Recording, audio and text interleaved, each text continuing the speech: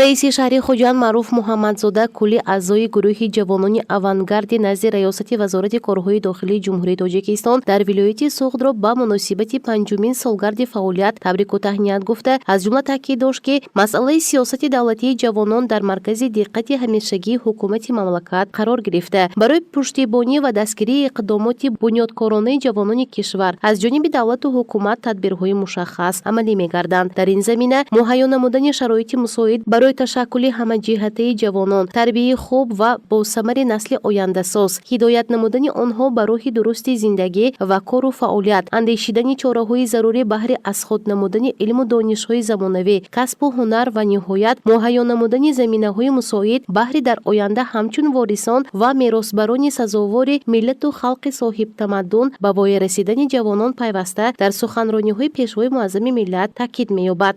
Тавре маълум аст, аз таъсиси ин гурӯҳи Авангард 5 сол сипарӣ шуда, имрӯз ҷавонони бо нангу номуси гурӯҳи мазкур тавонистанд бо донишу идроки баланд ва ба роҳ мондани робитаи доимӣ бо ҷомеа, махсусан ҷавонон, корҳои тарғиботию ташвиқотиро ҷиҳати пешгирии шомилшавии ҷавонон ба ҳизбу ҳаракатҳои ифротӣ дар сатҳи баланд ба роҳ монда, ҷиҳати арҷгузорӣ намудан ба арзишҳои миллӣ, ҳифзи марзу буми кишвар, дӯст доштани обу хоки ватан ва миллати хеш онҳоро талқин менамоям.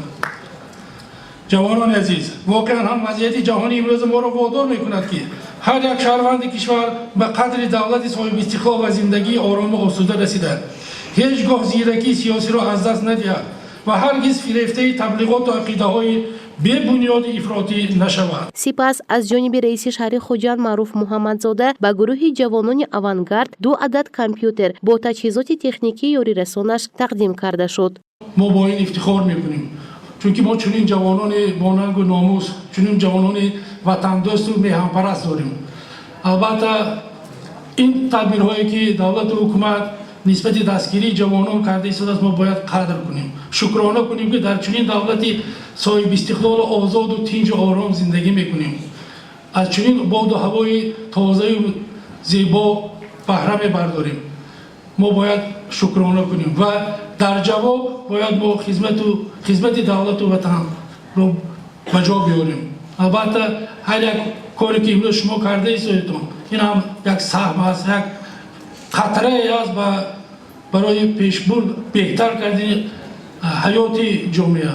Сардори шӯъбаи вазорати корҳои дохилии ҷумҳурии Тоҷикистон дар шаҳри Хуҷанд полковники милитсия Олим Бурҳониён низ гурӯҳи ҷавонони Авангардро бо 5-солагии фаъолият табрику таҳният гуфта, аз ҷумла зикр дошт, ки ин гурӯҳи ихтиёрӣ бо мақсади боло бурдани нақши ҷавонон дар ҷомеа ва истифодаи мақсадноки ин нерӯи бузург дар таҳкими давлатдорӣ, афзун намудани ҳисси ватандӯстию меҳанпарварӣ, арҷгузорӣ ба арзишҳои миллӣ ва пешгирии шомилшавии ҷавонон ба ҳизбу ҳаракатҳои мамнӯъ таъсис дода шуда, фаъоли он ин рисолати бузургро сарбаландона иҷро намуда истодааст. Бояд қайд кард, ки дар гурӯҳи Авангард зиёда аз 200 нафар ҷавонони бо нангу номуси шаҳри Хуҷанд шомил гардиданд. 5-солагии ташкилёбии гурӯҳи Авангард самимона табрик намуда, бароятон саломатӣ бардамон, рӯзгори обод, хушбахтии оилавӣ ва дар раҳони фаъолияти ҷамъиятиатон муваффақиятҳо орзу мандам.